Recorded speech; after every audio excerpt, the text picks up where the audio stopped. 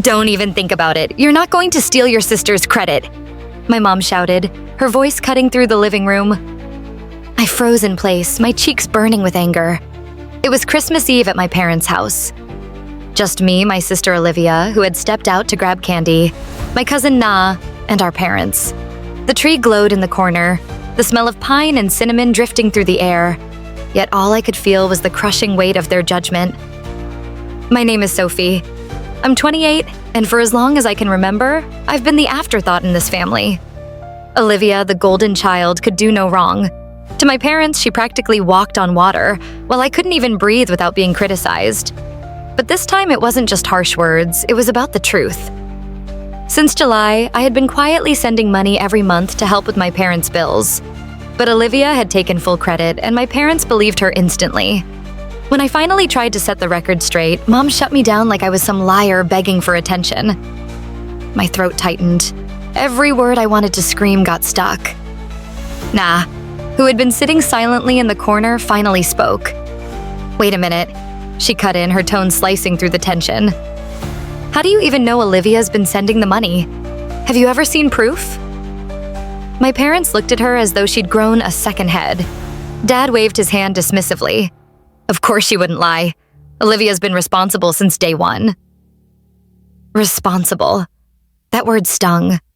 For 6 months, I'd been skipping dinners with friends, tightening my budget, sacrificing things I wanted, all so I could help them. But no matter what I did, Olivia always found a way to swoop in and make me look like the selfish one. Just then, the front door swung open. Olivia breezed in, swinging a bag of candy like she'd walked into sunshine instead of a storm. What's going on? She asked, her voice annoyingly cheerful, before slipping into her innocent act with practiced ease. You need to explain to your sister, Mom said, pointing at me with a shaky finger. She's claiming she's been helping us financially when we all know it's been you.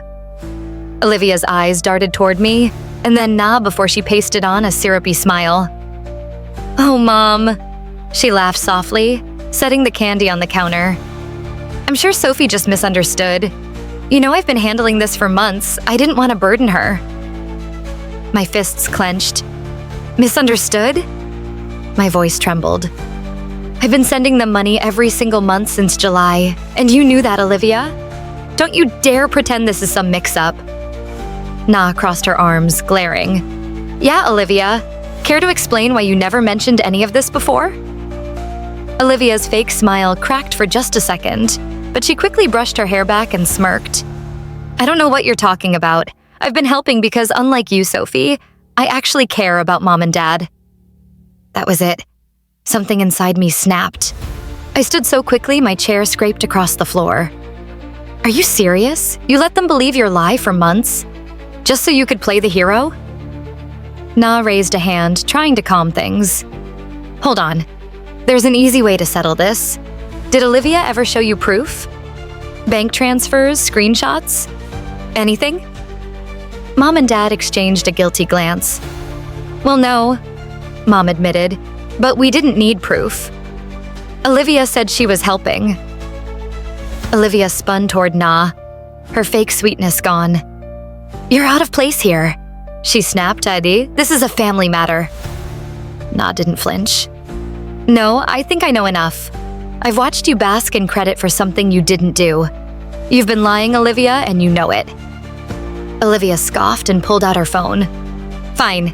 You want proof? She scrolled, then flashed PDFs at my parents. Here, transfers I've made every single month. Mom's face softened at the sight, but I knew better. Heart pounding, I snatched the phone. The receipts looked legit.